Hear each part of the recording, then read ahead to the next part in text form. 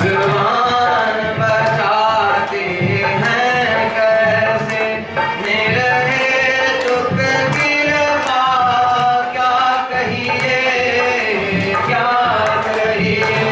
भगवान बचाते हैं कैसे, निरहे दुख कृपा क्या कहिए, क्या कहिए। जब जब वीर पड़ी वतन पर, तब तब प्रभु अवतार लियो। जब जब वीर पड़ी वतन पर, तब तब प्रभु अवतार लियो।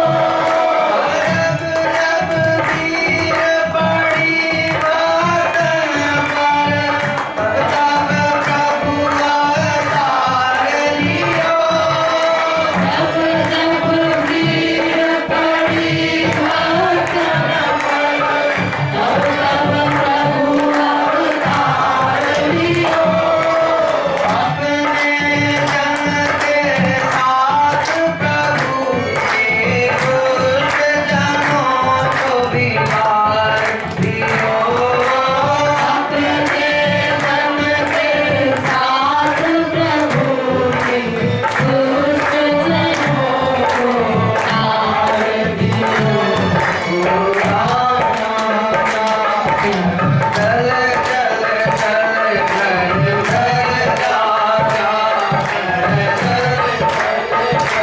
घर घर जा जा, पैदल चल चल घर घर जा जा।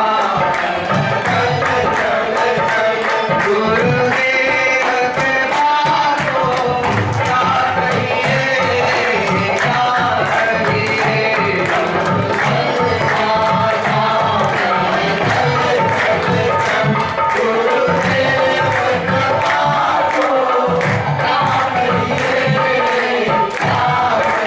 जब जब भीड़ पड़ी भक्तन पर, तब तब प्रभु अवतार लिया। प्रहलाद के लिए अवतार लिया, ध्रुव के लिए भी अवतार लिया। ध्रुव के ऊपर भीड़ पड़ी थी। आप कहेंगे ध्रुव के ऊपर कौन सी भीड़ आई थी, कौन सा संकट आया था? संसार का संकट तो सदा ही है। और नारद जी ने क्या समझाया था? इस संकट की गोद में बैठने के लिए, इस सांसारिक पिता की गोद में बैठने के लिए भगवान का भजन नहीं, भगवान का भजन भगवान की गोद में बैठने के लिए, भगवान की सेवा, भगवान की प्रसन्नता के लिए। सांसारिक पिता की गोद में बैठने के लिए ध्रुव भगवान का भजन नहीं करना। क्यों? सौतेली माँ ने कहा था ना, जो कपटी गुरु होगा, किसी के ऊपर आक्षेप नहीं करना, जो कपटी गुरु होगा वो श्रद्धा का ह्रास कर देगा, श्रद्धा को समाप्त कर देगा। भगवान के प्रति जो निष्ठा है, जो प्रेम है, इसलिए सच्चे गुरु की आवश्यकता है, जो सच्चा मार्ग बतावे, ऐसा गुरु होना चाहिए। क्यों? संकादिक मुनि कुमारों ने जब नारद जी को कथा सुनाना आरंभ किया, तो क्या कह रहे थे? वैकुंठ साधका पंथा सतु गोप्यो ही वर्तते, तस्योपदेष्टा पुरुषः प्रायः भाग्येन लभते।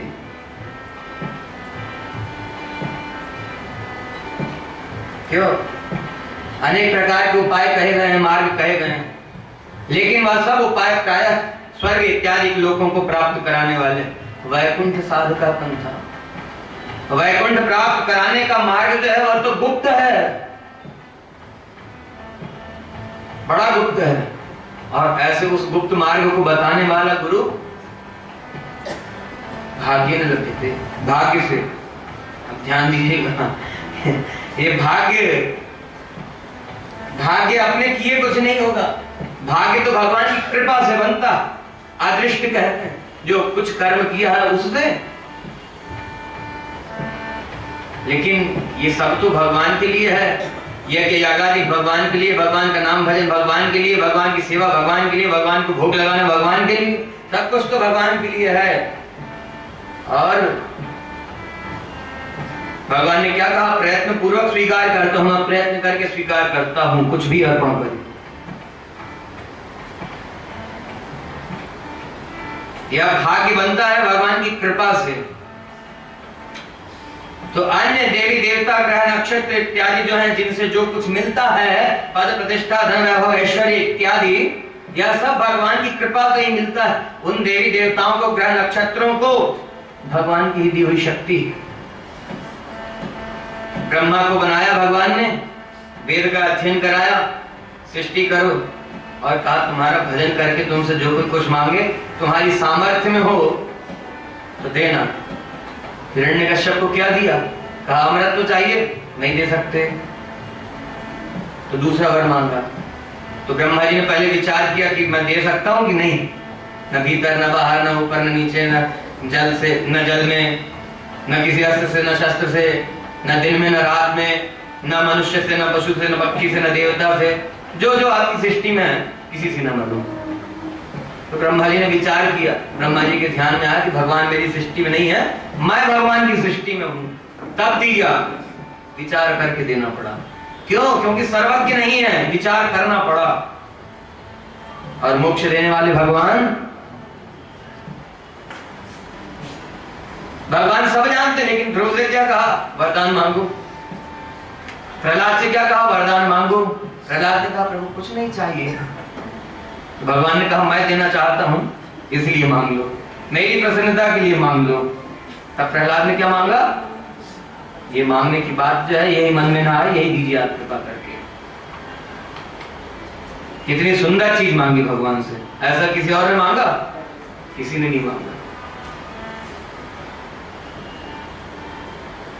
तो भगवान ऐसे दयालु कृपालु, आर्त होकर के पुकारा भगवान को। भगवान तुरंत गरुड़ जी पर सवार होकर के आ रहे थे। भगवान गरुड़ जी की गति कितनी है, मन से भी तेज गति, और मन की गति कितनी तेज है बताने की जरूरत नहीं है।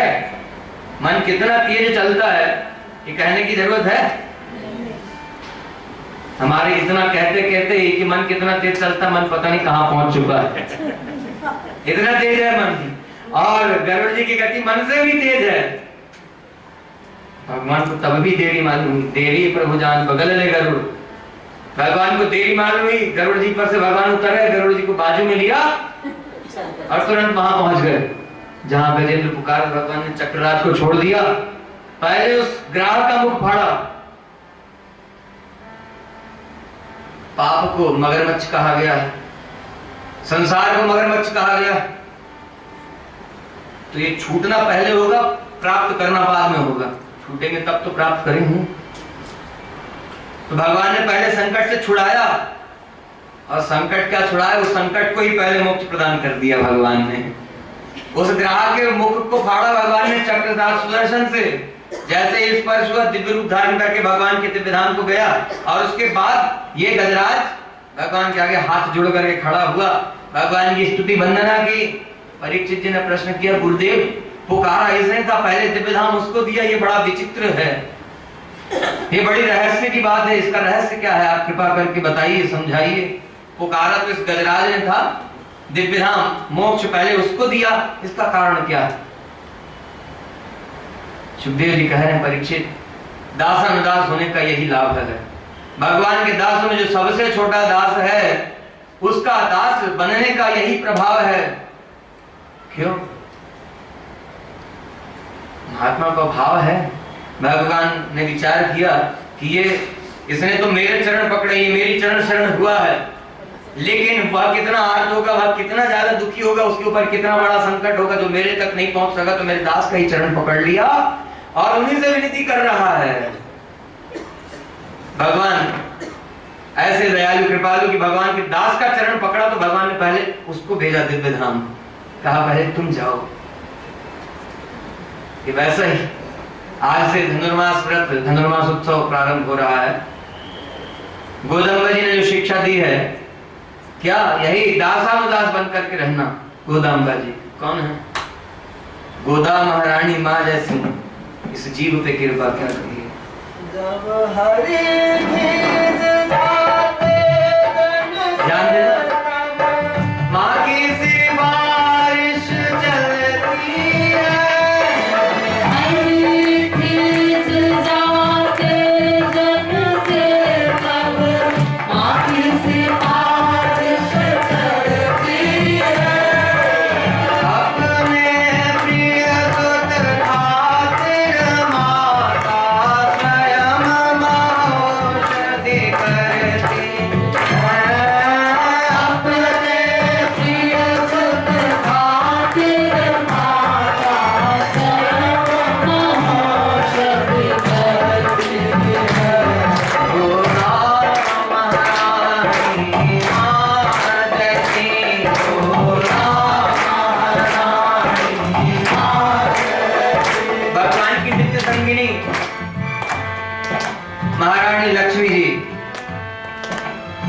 जगदम्बा पराम्बा लक्ष्मी जी, जगदम्बा लक्ष्मी जी कलिकाल में श्री गोदाम्बा जी के रूप में, गोदा देवी के रूप में अवतार लेकर के, प्रकट होकर के हम जीवों के लिए उपदेश कर रही हैं कि संसार सागर से छूटने के लिए, मोक्ष प्राप्त करने के लिए, हे जीवों भगवान के चरण शरण हो। किस तरह से वह सब बताया। उसी में यह बात आती है कि भगवान के दासों में जो सबसे छोटा दास है, उन्हीं गोदा महारानी जी का बताया हुआ जो मार्ग है, उन्होंने जो उपदेश किया है 30 गाथाओं में, उन्हीं 30 गाथाओं का पाठ आज से लेकर के मकर संक्रांति तक 30 दिवसों में 30 गाथाओं का, 30 पदों का पाठ करते हैं और उनका अर्थ समझ करके उसके अनुसार आचरण व्यवहार करके भगवान को प्राप्त करने की बात हो जाए। क्यों? कल प्रसंग आएगा गोपियों के चरित्र में। भगवान को प्राप्त करने के लिए अन्य उपाय को ग्रहण किया। भगवान को प्राप्त करना है सदा सदा के लिए, लेकिन उपाय दूसरा अपनाया। भगवान ने वहां सुधार किया। वही उपदेश, वही शिक्षा श्री गोदाम्बा जी ने हम लोगों को दी है कि भगवान को प्राप्त करने के लिए कौन सा उपाय किया जाए। भगवान को प्राप्त करना क्यों? इस संसार से छूट करके सदा सदा के लिए सुखी होना है, तो वह भगवान के उस दिव्य धाम में मिलेगा। और उस दिव्य धाम में भगवान कैसे मिलेंगे? तो भगवान को प्राप्त करने के लिए व्रत किया और भगवान से विवाह संपन्न हुआ और बताया कि इस तरह से जो चाहेगा भगवान से मिलना, वह भगवान को अवश्य प्राप्त करेगा, भगवान से अवश्य मिलेगा। जैसे गोपियां मिली, गोदाम्बा जी ने बताया जैसे हमको प्राप्त हुए ऐसे भगवान सबको मिलेंगे। जो चाहेगा भगवान से मिलना उसको अवश्य मिलेगा। उन्हीं गोदा महारानी जी के लिए कह रहे हैं, गोदा महारानी माँ जैसे इस जीव पे कृपा क्या कहिए। जीव के ऊपर गोदाम्बा जी ने, महारानी लक्ष्मी जी ने, जगदम्बा लक्ष्मी जी ने जो कृपा की उसका क्या वर्णन करें। अवतार लेकर के इतना कष्ट उठा करके, इतना दुख उठा करके, इतना परिश्रम करके हम लोगों के लिए शिक्षा दी और बताया कि भगवान को प्राप्त करने के लिए कौन सा उपाय करो। उसमें यही बताया कि दासानुदास बनो।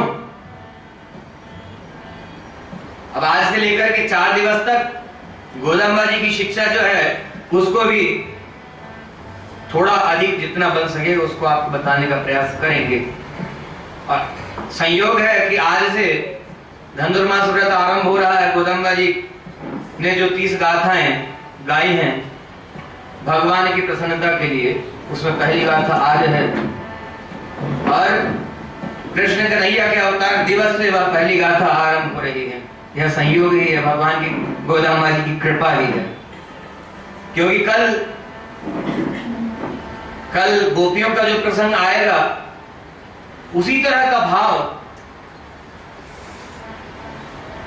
गोदाम्बा जी के व्रत में भी है। गोदाम्बा जी ने वही शिक्षा दी है जो गोपियों के चरित्र से मिलती है। जो सुखदेव जी महाराज ने कहा कि गोपियों की तरह जो भगवान को प्राप्त करना चाहेगा, गोपियों की तरह जो आचरण करेगा उसको मिलेंगे। थोड़ी सी गड़बड़ी की तो भगवान ने उसको सुधार दिया। क्यों? भगवान ने बताया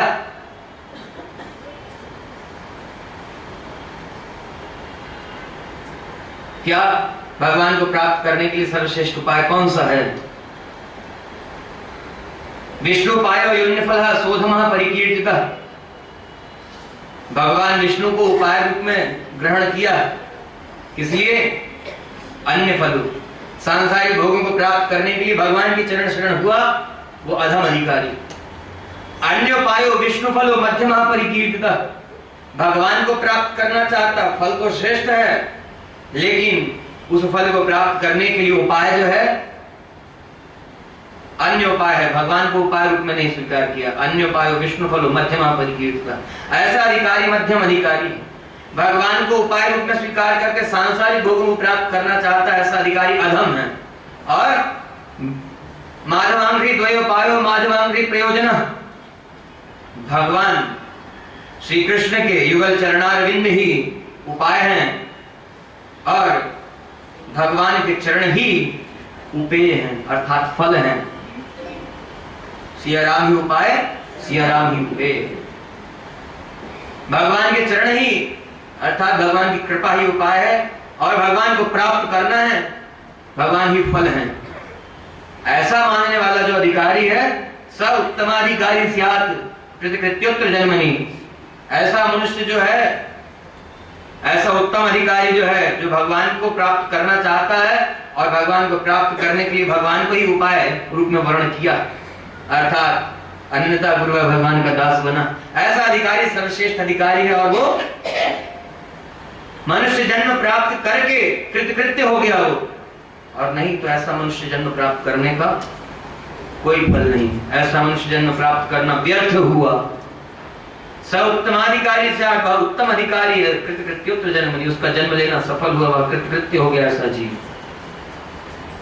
इसलिए भगवान को प्राप्त करने के लिए भगवान की चरण शरण ही होना है।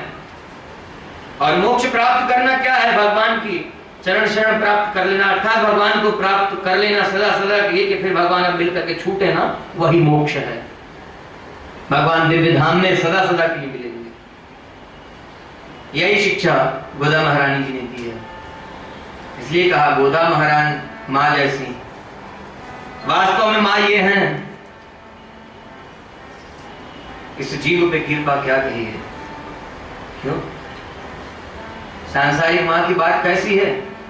पिता यदि दंडित करना चाहे अपने बेटे को, किसी खराब आचरण को, दुष्ट आचरण को देख करके पिता क्रोधित है, दंडित करना चाहता है कि मेरा बेटा नालायक है, गलती कर दी तो उसको दंडित करूंगा, दंड दूंगा, सजा दूंगा। और बेटा कहीं से आया, पिताजी बहुत क्रोध में भरे हुए हैं, बहुत कुछ कहा, डांटा फटकारा, और इतने में बेटे ने फिर गलती कर दी। इतने में बेटे ने फिर गलती कर दी तो पिताजी ने फिर लकड़ी उठा ली, डंडा उठा लिया कि अब तो हाथ पैर बराबर ही कर दूंगा। माँ कैसी दयालु कृपालु है, माँ तुरंत पिता का हाथ पकड़ लेती है। अरे ये क्या? अरे गलती कर दी तो क्या हो गया? आपका ही तो बेटा है, क्या मार डालेंगे? आपका शत्रु थोड़ी है, गलती किया तो बेटा तो आपका ही है, आपका शत्रु थोड़ी है। मां रोक लेती है पिता को। भगवान अनुग्रह के साथ साथ कभी निग्रह भी करने को तैयार हो जाते हैं। जीव के दोष को देख करके भगवान कभी जीव को दंडित करना चाहते हैं तो गोदा महारानी जी, माता लक्ष्मी जी, जो भगवान की नित्य संगिनी है, जो पराम्बा है, जो जगदम्बा है, सारे जगत की माँ है, मालकिनी है, वो भगवान से निवेदन करती, हाथ जोड़ करके, आप नहीं करो। कहा ये जीव अनंत जन्म का अपराधी है, सदा का अपराधी है, सदा पाप कर्म करता आया, अनाचरण दुराचरण करता रहा। लेकिन आप तो दयालु कृपालु हैं, क्षमा सागर हैं, कृपा वत्सल हैं, शरणागत वत्सल हैं।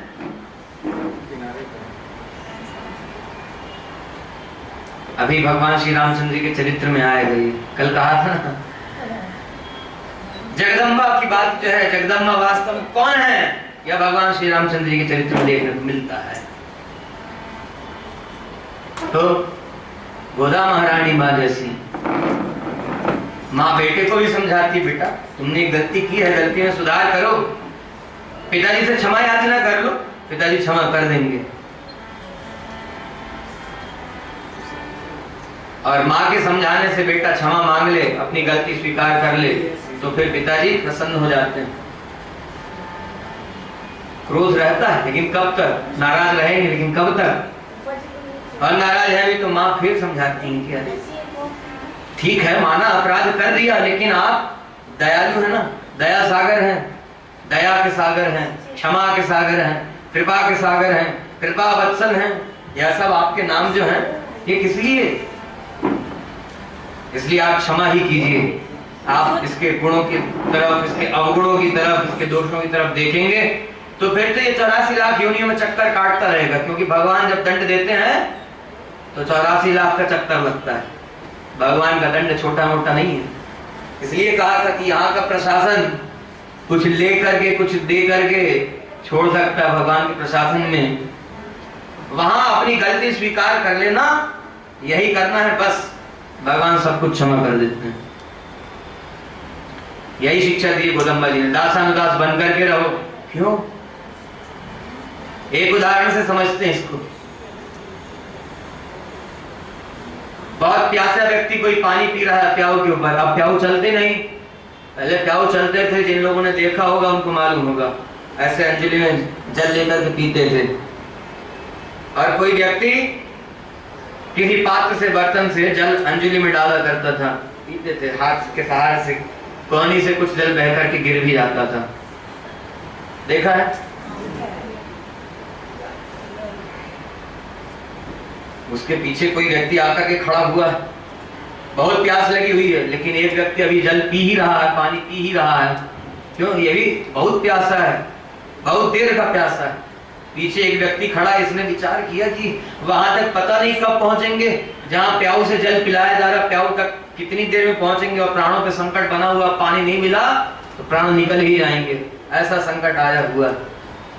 तो विचार किया कि ये पानी पी रहा है, पता नहीं कितनी देर लगेगी, तो उसके हाथ के सहारे से, कोहनी के सहारे से जल गिर रहा है, उसी को पीने लग गया, प्राण बच गए। ये देख करके प्याऊ पर जो व्यक्ति बैठा है, जो पानी पिला रहा है, वो विचार करता है ना कि कितना प्यासा होगा ये। भगवान ऐसे दयालु कृपालु हैं, यही तो समझा रही हैं माता लक्ष्मी जी की, ऐसे भगवान के दासों में जो सबसे छोटा दास है उसके भी दास बन जाओ, क्या होगा? जो 3 प्रकार के अपचार बताए हैं, अपराध बताए हैं, वो नहीं होंगे, बता चुके हैं ये पहले। सबसे छोटा बन करके रहेंगे तो बड़ों के प्रति आदर सम्मान का भाव रहेगा, है ना? और कल अजामिल के प्रसंग में कहते कहते एक बात रह ही गई थी, अभी याद आ गई तो कही दें आपको।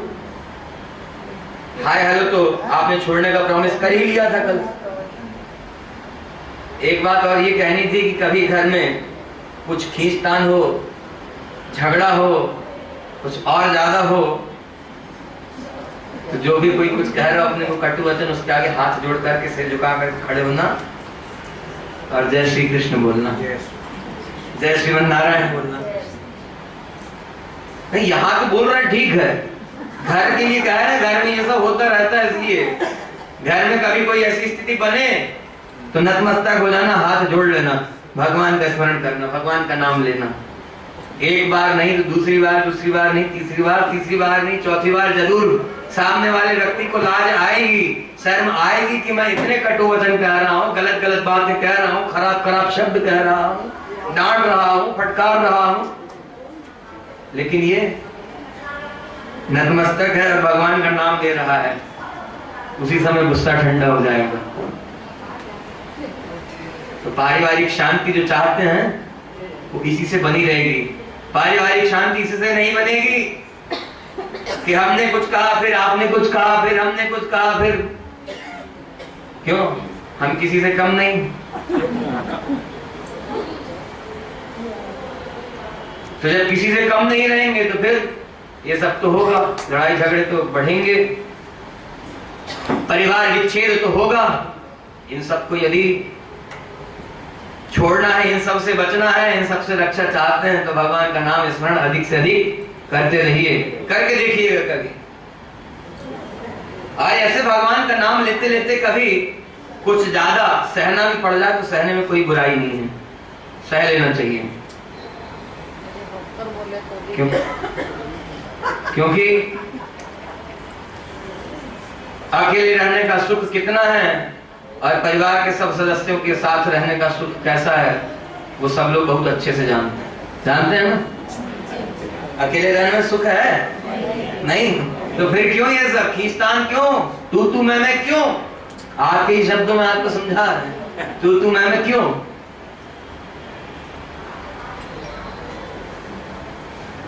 करके देखिए।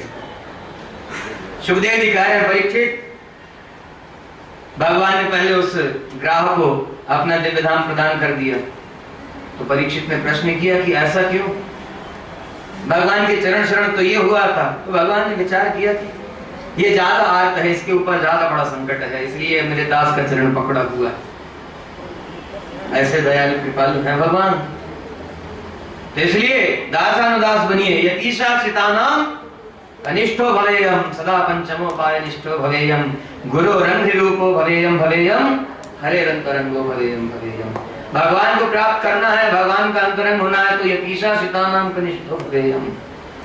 रामन स्वामी जी के चरणाश्रित दासों में, भगवान के चरणाश्रित दासों में जो सबसे छोटा दास है कनिष्ठो, सबसे उससे भी छोटा बन जाओ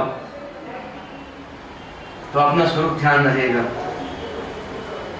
वैष्णवों के माथे पर यह ऊर्ध्व पुंड तिलक जो है, इसका भाव यही है, भगवान के चरणों को मस्तक पर धारण करते हैं, ललाट पर धारण करते हैं, और बीच में श्री रेखा जो है माता लक्ष्मी जी, श्री रेखा कहते हैं। माता लक्ष्मी जी सदा भगवान की सेवा किया करती, भगवान की प्रसन्नता के लिए। यह तिलक धारण करने का मतलब यही है कि ये ध्यान रहे हम किसके दास हैं, और दास हैं तो कैसे दास बनना है, ये ध्यान में रहे। इसलिए तिलक हमेशा लगाना चाहिए। वैष्णव बन करके हमेशा तिलक धारण करें। भगवान की स्तुति वंदना की और भगवान ने इस गजेंद्र को भी मोक्ष प्रदान कर दिया। कैसे? भगवान साथ में लेकर के गए। सुखदेव जी कह रहे परीक्षित, इस तरह से ये गजेंद्र मोक्ष का प्रसंग है। ये गजेंद्र,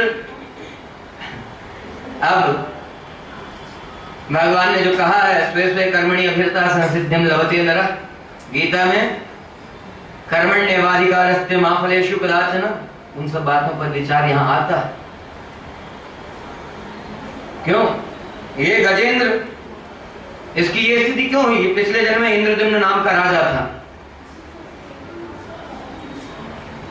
राजपाट छोड़ करके वन में जाकर के तपस्वियों का वेश बना करके भजन कर रहा था। अगस्त ऋषि अपने शिष्यों के साथ निकले, शाप दे दिया, कहा ये